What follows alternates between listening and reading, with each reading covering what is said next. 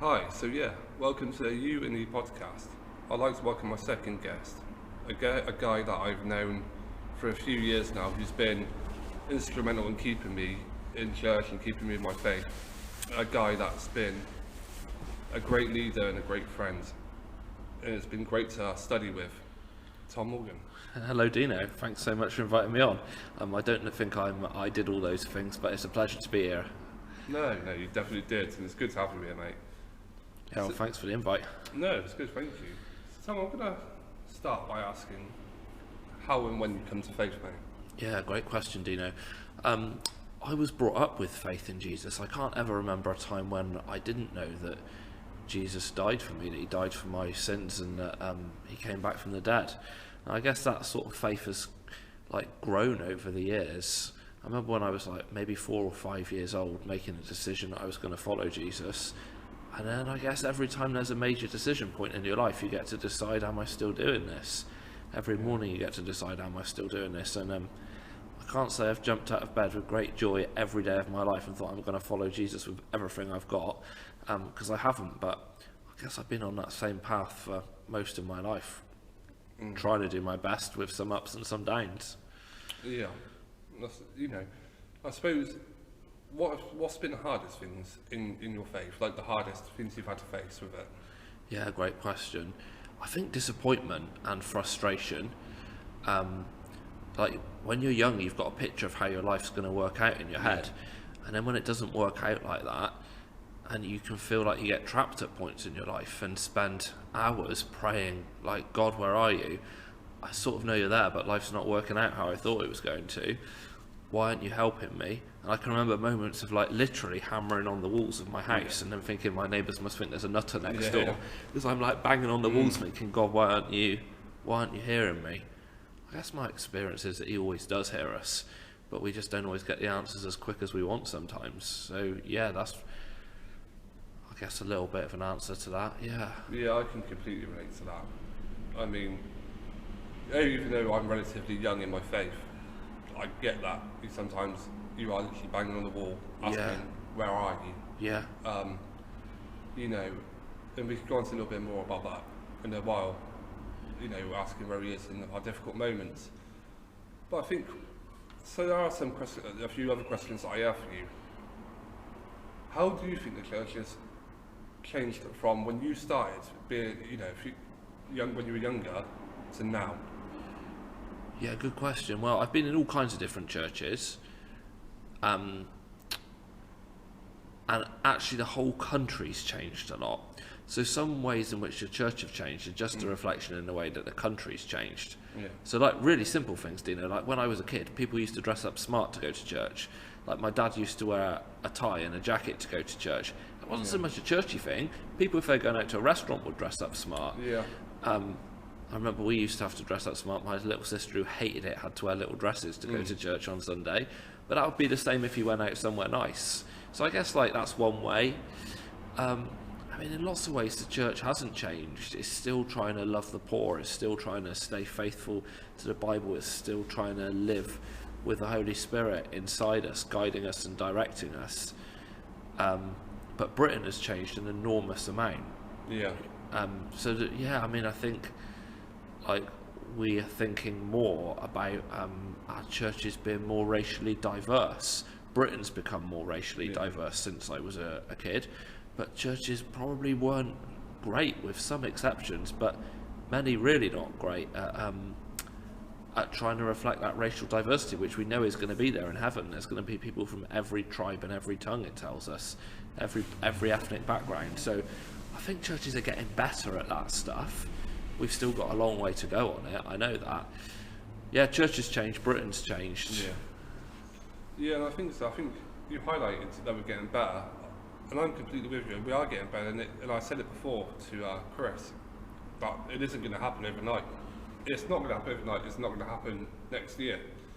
Realistically, you're probably looking long term of having this sort of racial diversity of not just the congregation, but also of vicars and leaders in general, which is obviously we don't have enough of, especially in the Church of England. But just to pick up on the diversity, I think we focus a lot on the diversity of race, but we don't focus on the diversity of class. Yeah. Which, to me, racism is completely unacceptable in all walks of life, but classism is accepted. Yeah, I've got a lot of sympathy with that, Dino. I think, I actually think some streams or sorts of churches are better at this than others, but I think actually across the whole of our society, classism is a thing.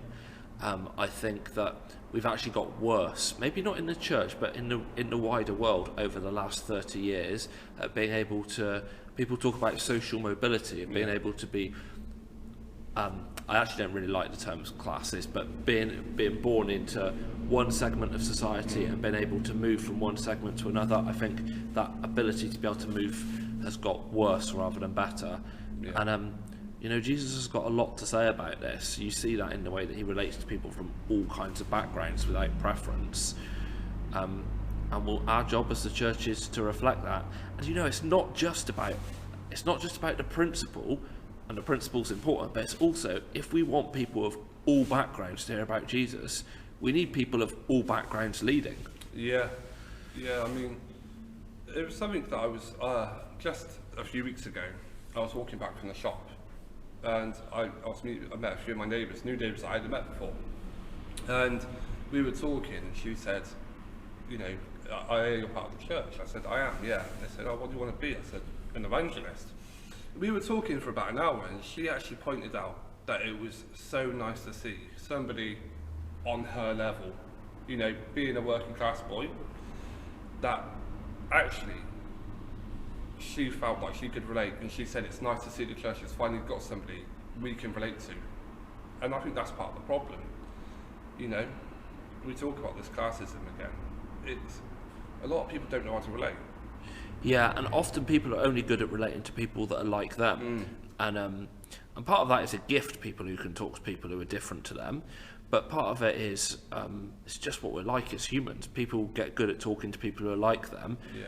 And so we need people from all kinds of backgrounds. And I think something else I've sort of observed over time, but maybe like more secondhand, but my friend who was part of a church on an estate in a big city was pointing this out to me the other day. He's saying, like, all the people that we see come into faith in Jesus, after a couple of years of following him on the estate that he was working on, they were like, right, we're going to get out of here now. Yeah. And he was like, well, maybe if we could have persuaded some of those people actually not to get out of here, but to stay, maybe we could have seen the church grow quicker. I don't know, but these are some good questions you're asking, Dino. I think, like you said, we talk about the relatable people. It's like, the conversation we had about superheroes at the moment. Why is it only white superheroes? Yeah. And I think it was you and I that had this conversation a few months back, actually, off recording obviously, but when I said to you that my son had really sort of related to Miles Morales, the new Spider-Man character, being the first black Spider-Man. Yeah. And I think it was you that pointed out that these people who create the superheroes almost paint themselves as a superhero. Yeah. And usually they were white, so that was why it went that way. Yeah, you sometimes hear people say you can't be what you can't see. Yeah. I actually don't think that's entirely true, because I think there's some exceptional leaders in the world who have been the first. Barack Obama hadn't seen another black president before him in the United States, but he did it. So it's not entirely true to say you can't be what you can't see, but there is a lot of truth in it. If we want lots of people to be able to step into leadership, to step into who God's called them to be, you do have to have role models. Yeah. I mean, I think also, once we've got these people, what they can do in the communities, I mean, which is a question I'll ask you actually, are you actively trying to do anything in the community, or is there anything you've got in the pipeline for the community? Yeah, actually quite a number of different things. So here at Pattern Church in Swindon, we've recently launched Grow Baby Swindon, which is, I guess if you're familiar with food banks, it's like a food bank, but we do baby equipment, baby clothes. And we were doing that as a delivery project during the pandemic, but we've just opened up as a shop now. So we had 32 people come yesterday. And we're building a community, people coming from all over Swindon who, maybe being able to get baby clothes, baby food, baby equipment's hard for them. Maybe they're on very limited budgets. And they're coming to shop. It's a free shop, but they're making friends and they're coming back week after week. And that's a really fun thing that we're doing. I'm also involved with a project to give debt advice. I'm not actually a debt advisor myself, other people do the hard work. Dino will know it's one of my specialities. Get other people to do the hard work all the time. Do the hard work. So that's the thing. Since I moved to Swindon, I've been involved with serving refugees and asylum seekers. I'm actually doing that a bit less at the moment, but I will get back into that. I made some lovely friends doing that as well. So, I guess a variety of different projects. But the need is huge. You know, there's all sorts of different avenues and all sorts of different churches doing different things as well around Swindon. Yeah, and it was important for me to ask you that question, because I think a lot of time people get the idea that church leaders or vicars don't work in the communities, and I think, to some extent that may be true. Maybe the old-fashioned vicars definitely separate themselves from the community, but I think it's important for people to know now that you are trying. Yeah, I mean, I actually think that the really old-fashioned vicars were completely the opposite. I think they were fully immersed in their communities, and then I think we just live in a world that's so busy with forms and bureaucracy and paperwork. I think that's most people that go into the church, their passion is to see their communities come alive with Jesus, and you get the ability, the time to do that is sucked away from you. So if we can rediscover some of that and also help other people to do it, it's not about being a one-man or a one-woman show. We want to release other people to go and serve their communities. We want the church to be the church. Yeah, and it's, you were saying about people being busy, and I think another thing that comes onto is when people are busy and they've got things they've got going on, they've got, I suppose, other things creep in. You get the mental health side of things then creep in, where people do distance themselves because they are, what you see isn't necessarily always what you get. No, true. I know for me that's true. Yeah. I don't know how you feel about that, if you've ever known or suffered yourself or known anyone else to suffer. No. Yeah, so every single person has mental health in the way that we all have physical health. And my physical health goes up and down depending on whether I've got coughs or colds. And so physical health is changeable, mental health is also changeable. Mental health is just so much about what goes on in your brain, isn't it? And your brain's an organ of your body, and at some points that organ is functioning better than others. So of course I've had ups and downs in my life, and known lots of other people that have. And I love what you say, Dino. I think it's true. The busier we get, almost the worse our mental health gets. Busyness isn't always just out doing stuff. Sometimes it's just allowing your brain downtime, isn't it? And I'm worse than anybody, I think, for wasting time on my phone. But sometimes all that constant interaction, it stops my brain from having downtime.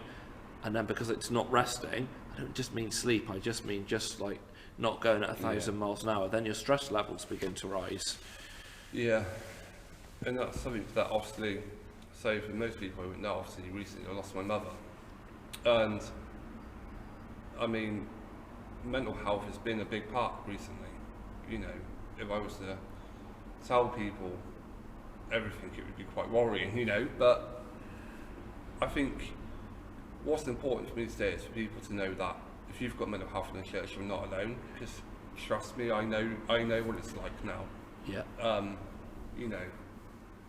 3 weeks ago, I've only told a few people this, really close people, but 6 weeks ago my mum passed away. And then a couple of weeks after, I was told I was losing my home, and I went to my son's mum's house, and I looked at my son and I cried, and I had nothing left to offer him. And I said to his mum I was going to give him my parental rights and just leave and just go, because I had nothing left to offer.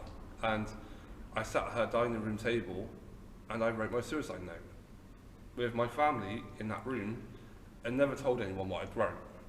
And I remember thinking, I'm going to give it 24 hours. If nothing's happened in 24 hours, I'll say goodbye. So I went and said, I said goodnight to my son that night, gave him a kiss and said that'll probably be your last time. I went and slept at my brother's house that night. Said, right, God, you've got another 18 hours, fix it. Or help me to fix it at least. Woke up, still nothing. Woke up feeling even worse. So I took my son to school, gave him a kiss, and I love you forever and ever, no matter what. Like I always do, every day, every morning, every night. And I went back to my son's mum's house to go and drop some stuff off. And I thought I'd try one more thing. And I rang a guy, actually that we both know, Dave. I rang him up and said, Dave, have you got a room to rent? Yes. I was like, wow, brilliant. That was one thing. 20 minutes later, Dino, you can keep the home for another whatever. Wow. You know, and then at night time, midnight that night, my best mate's mum rang me and said, would you like to stay for tonight? Would you like to stay for tonight? You can stay indefinitely and have Lewis here. And I just thought, God always comes in at the 11th hour. Because if it wouldn't have been that day, I wouldn't be sat here now. And yeah, it's a really scary place to be. Yeah, and I'm sure that there will be other people listening to this, Dino, who can relate to some of that scariness and the huge, big questions, and actually for you, huge change in your circumstances and enormous grief over the last few weeks. And what other people also won't know is, I obviously nothing like you, but I knew your mum a bit, and she was a remarkable woman, and her not being around leaves just a massive gap and a huge amount of grief. It really tragic that she's not with us. But for other people in similar circumstances who find themselves thinking, you know, actually, is it worth continuing to live? Just a few really simple practical things that I would always encourage people to do in those circumstances. Tell someone about it. Yeah. You know, pick somebody that you can trust and tell them what you're thinking. Yeah. And tell them the whole lot if you possibly can, because talking about these things really does help. It doesn't solve everything. It doesn't take the pain away of grief or whatever it is that you're going to be going through at that moment. But it really can help telling somebody. And secondly, I would say always seek medical help if you find yourself in that situation. Yeah. Like, the medical professionals, they know how our brains work in ways in which somebody like me can't possibly understand. So yeah, tell someone about it, seek medical help. And if you find yourself just in one of those places where you think, I actually don't think I've got anybody I can tell, there's nobody I can trust, organisations like the Samaritans are brilliant, in that they'll give you somebody on the phone who you can just download to, and they'll just listen to you and help you to talk it through.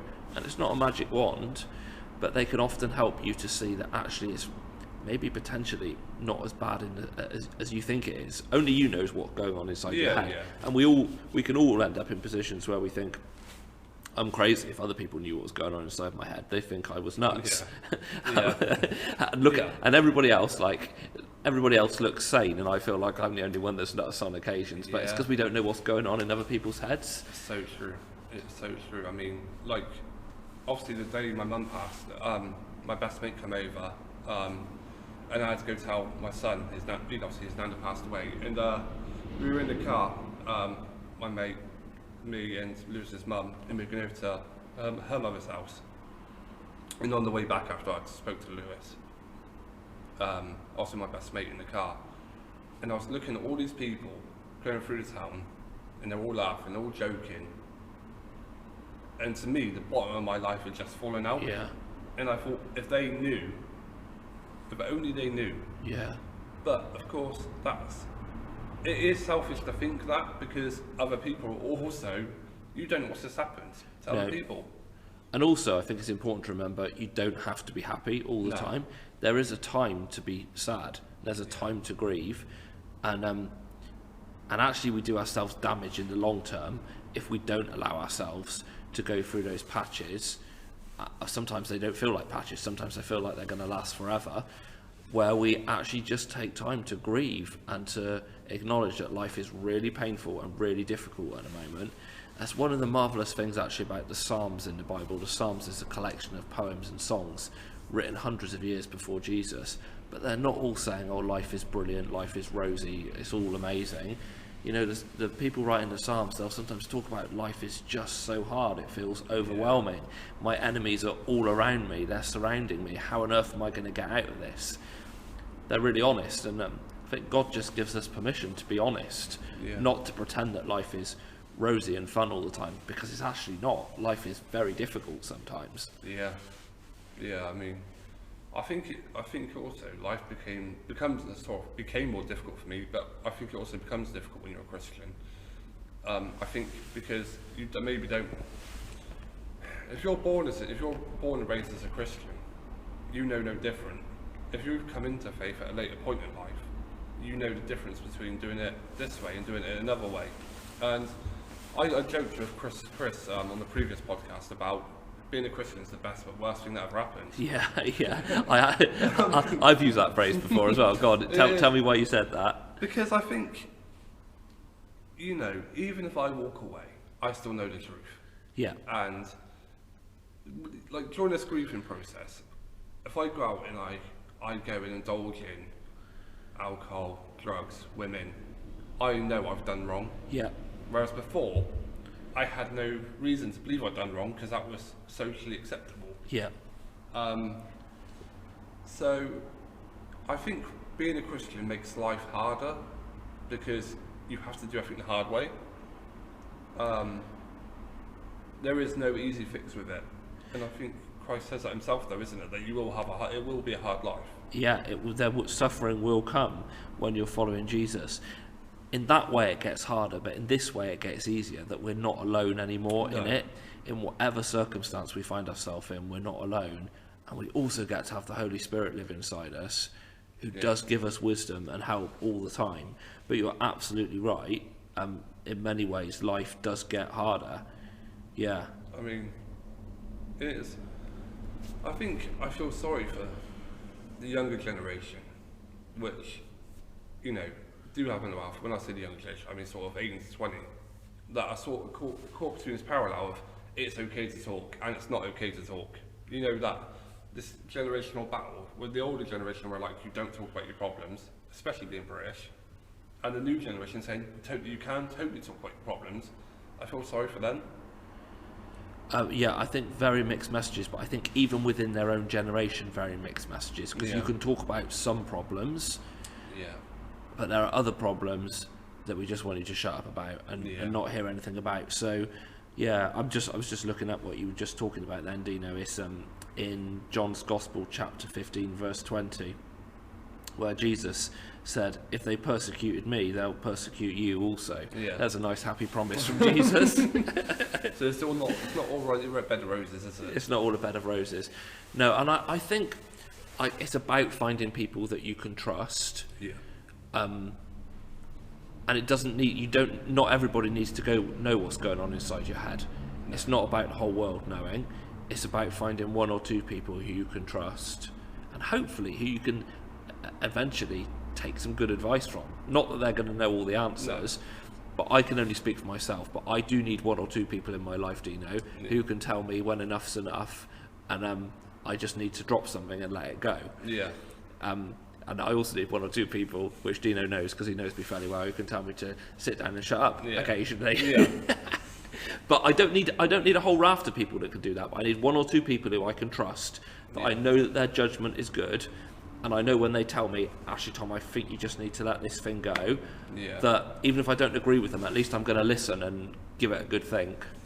Yeah. Likewise, I think I'm the same. I think the best way to have it is one or two people that are really close, that really, really know you. They're probably the best people to get advice from. You don't need a whole entourage of people giving you advice. Yeah. To me, that's just bad advice to give. Yeah. Do you know what I mean?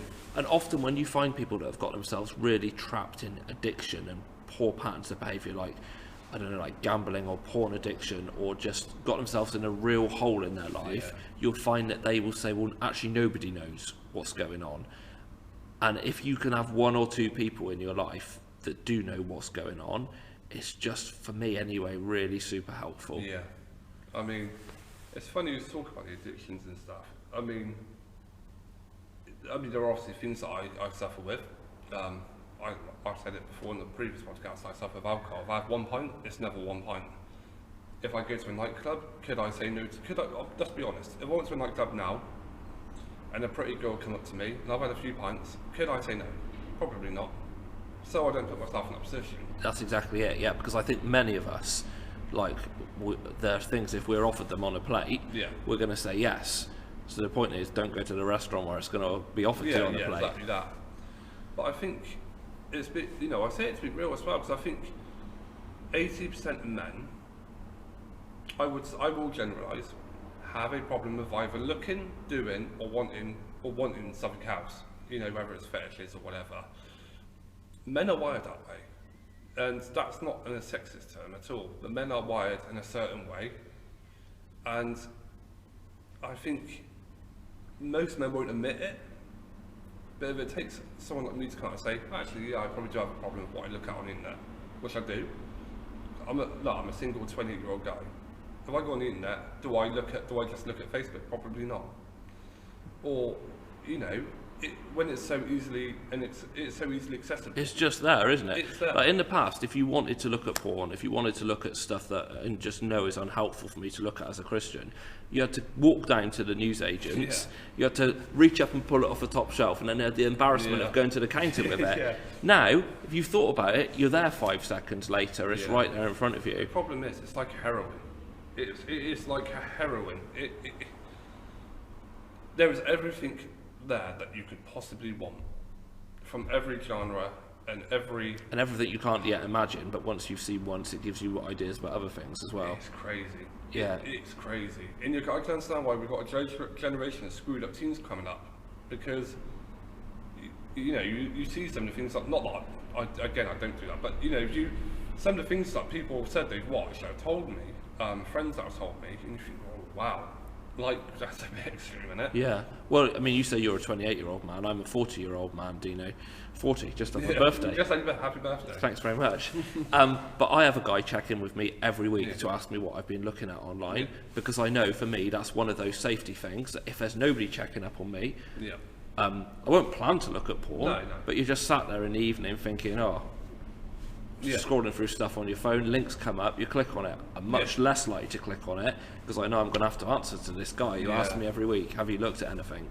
So I agree with you. I think, like, for many men, probably the vast majority of men, it's just a huge temptation that's very hard to say no to in the age that we live in.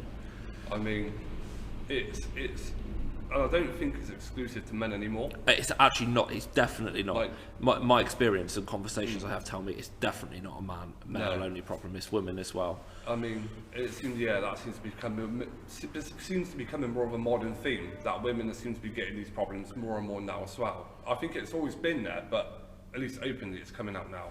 Yeah, I mean, I've got no idea on the stats as to, and I'm a man, so I understand the way my brain works better than maybe how I understand or what the experience is like for women, but I'm sure it's different from woman to woman. But yeah, you're right, it's definitely not just a male issue. I mean, and people often, I've spoken to people about it, and said, I do know it's an addiction, because it's not something I want to do. Yeah. I don't want to look at a woman if I'm walking down the road and think of her any other way other than a woman. Yeah. I don't want to sit there and undress her in my mind. Yeah. Because it's not right. Yeah, and it's also just not treating them with the dignity in which God treats them. No. God doesn't see us as pieces of meat, but the more that you feed your mind with porn, the more you look at other humans as though they're meat, and people just have sex with or do other things that are less conventional with. But that's just not how God views us, and I don't want to look at people in that way. No. But it is hard. Being a single man in church is hard, I find. I mean, even being a single man coming in and sort of at the very, very early starts of, in quotations mark, career-wise as well, sort of evangelising and whatever. I find it almost unbearable to be single in church when you see, like, especially as a single dad, you come into church and you've got your son with you, and everybody's got their wives or their husbands, and they've got their kids and their family, and you think, oh, I'm probably one of the very few that's a single dad here. And that's hard for me, even as maybe, okay, I'm maybe on the inside a little bit because I know you lot real personally, like, but how does that affect you as a man, though? Being a single man in leadership, how does that affect you? Well, that's a good question. When you were talking earlier about like diversity. I don't really think I can say much about diversity because I'm a middle-aged white man. But so yeah, a bit stereotypical there. But certainly when I was thinking about, is God calling me into this? And I mean, I was leading in lots of ways in the church I was in, but the sorts of churches I've been in, or the sorts of churches I've looked up to, have always been led by married people, normally married couples leading together. And so that was probably a thing in my mind, thinking, is this really for somebody who's single? Can I do this? And I think I knew that the answer was, like, in the Bible, yes. Well, the Bible is very clear. The New Testament, the part of the Bible that was written in Jesus' time and afterwards, is written largely by single men. And it's got great examples of, I want to say single women. We don't always know if whether they're married or not, but certainly they appear to be operating in ministry as single women. So I've forgotten what your question was actually, but it's like about being a single man in church. Is it hard? Yeah. No, I think I've just got more secure and more happy in that as time's gone by. I also have learned, Dino, that it's really easy to look round and think everybody's not like you. But then when you look more closely, you can see that actually there are more people who are like you than you think there are. So I know that there is a big proportion of Pattern Church that is single. But it can feel on a Sunday when you see lots of families all coming in together, like it's all families coming in with a mum and a dad. But when you begin to break it down, you realise that it's not. Sometimes that is my own insecurity, that I'm looking around and thinking I'm the one who doesn't fit in. Well, firstly, God says I do fit because Jesus has died for me. He's taken my sins and he rose again, and that new life is inside of me once I said yes to following Jesus. So that's the number one reason why I fit. But also there are lots of other people who are single.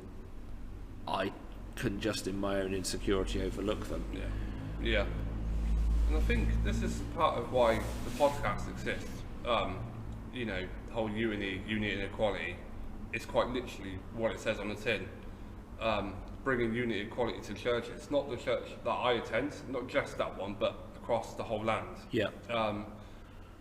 And finally trying to create that, because I think that's something that's severely lacking in every part of the church across the whole Western world, actually. It's something that's very close to my heart, that we do need to be more unified, because what unifies us is bigger than what divides us. And the equality stands for everything, from black, white, rich, poor, whatever. It's everything in between. All of that is everything's included. It's not something that's not included. I just think for too long,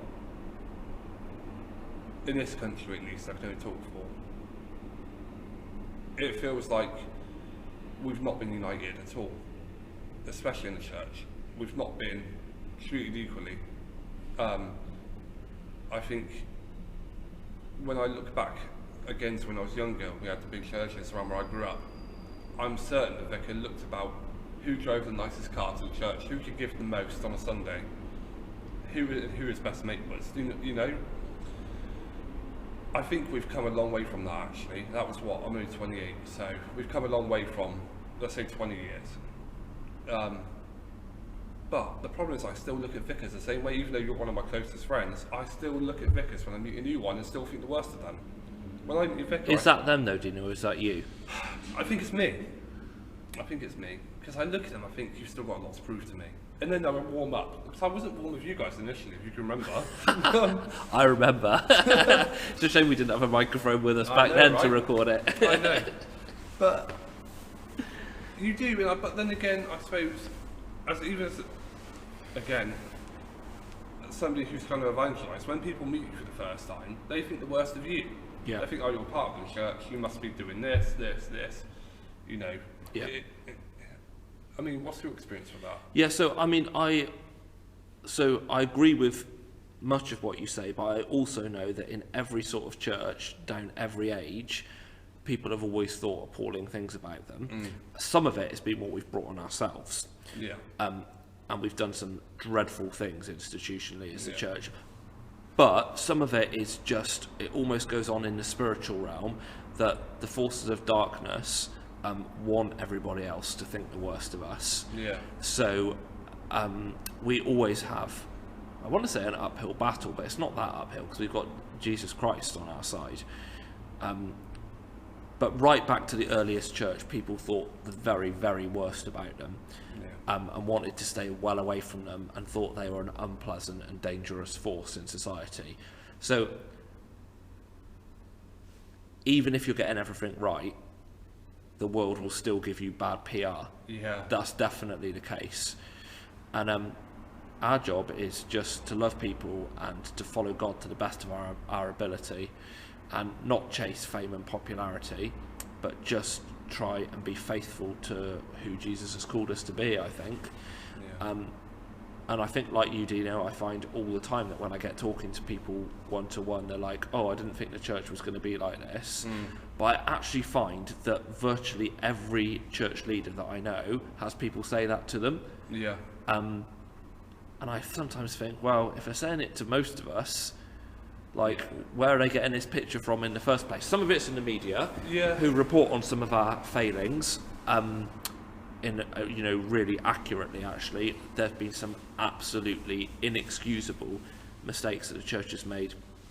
I think particularly over child abuse, like bad publicity over that stuff is self-inflicted. I'm not trying to say that's like some media storm. No. But the church does sometimes get an unfair press from the media on other issues, and they love to point out all our mistakes. But I know in Swindon the church is doing an incredible job. Like, there's a disproportionately high number of Christians that are involved in food banks in Swindon, that are involved in Night Shelter in Swindon. I mean, Night Shelter in Swindon, which does an amazing job, is expressly a Christian organisation. There are people running homework clubs across Swindon that are just doing so much to serve this town. Like, sometimes I feel like, the good stuff gets ignored and the bad stuff gets blown out of proportion, with some exceptions where, we've brought bad publicity on ourselves for sin and stuff we should never ever have allowed to happen. I think you're the first vicar that said it on record that I've seen at least, that's openly admitted our failings, which is so... Oh, our failings are massive, and I hope that some of the worst of them, institutional racism, child abuse, I hope we're moving away from them. But the church will always make mistakes, and it will do. It has done. I was a history teacher before, which you know, Dino, but I know the church has been incredible and done some beautiful, amazing, truly breathtaking things down the last 2,000 years. But I also know in every generation it's been making mistakes. And honestly, I know that I'll be making mistakes now that I'm not even aware of. And by the end of my life, I'll be like, well, why was I doing that thing in that way at that time? I just pray that God shows mercy and I'm not causing too much damage along the way.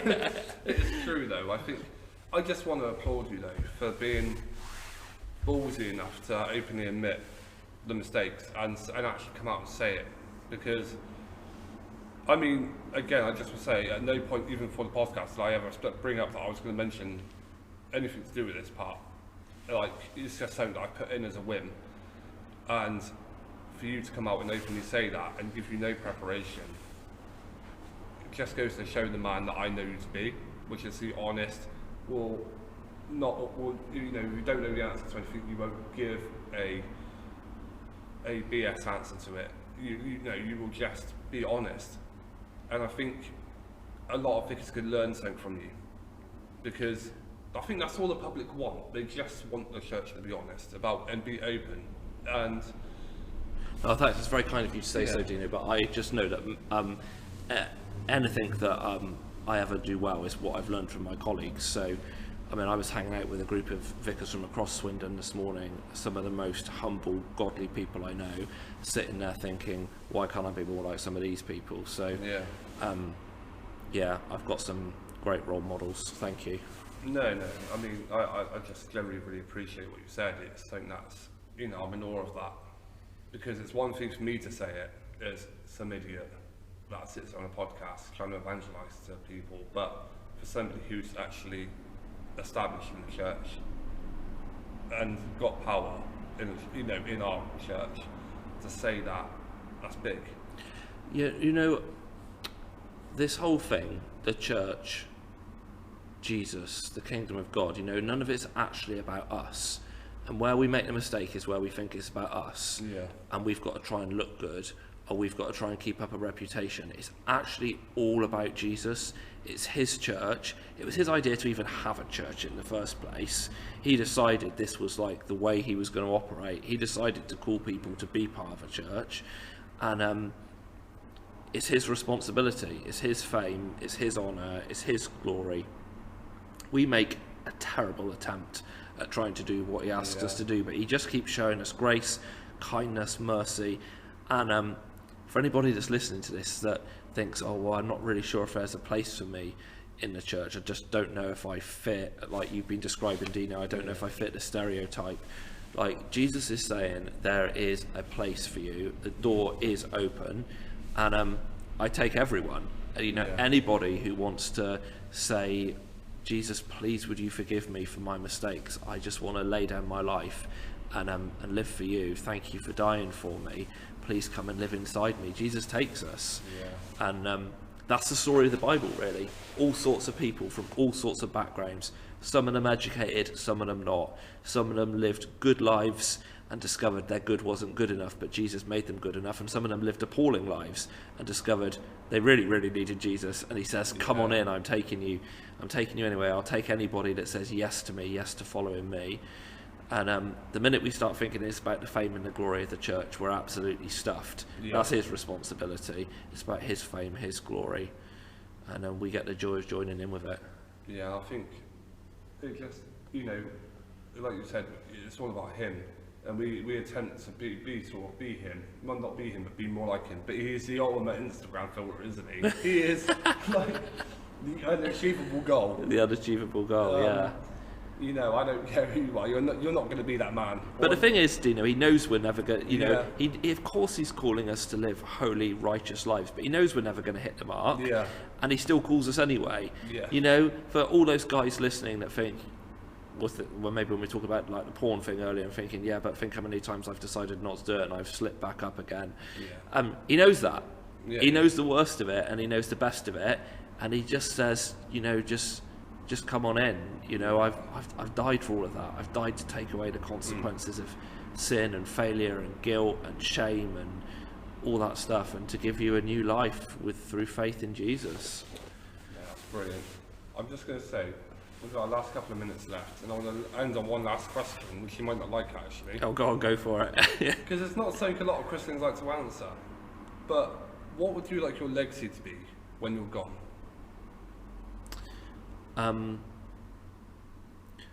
I would like there to be some people following Jesus with everything they've got. I guess because, I don't care if I forget my name. Yeah. They will forget my name. Everybody's name gets forgotten. Yeah. I'm not worried about Tom Morgan being remembered. But if I've passed on something of the kingdom of God to the next generation, for them to pass on to the generation that comes after them, then that's enough for me. Yeah, that's beautiful, Tom. That really is. But mate, thank you for coming on today. I've really loved having you. Oh, it's been a joy, Dino. It's always a joy to hang out with you. Thank you, mate.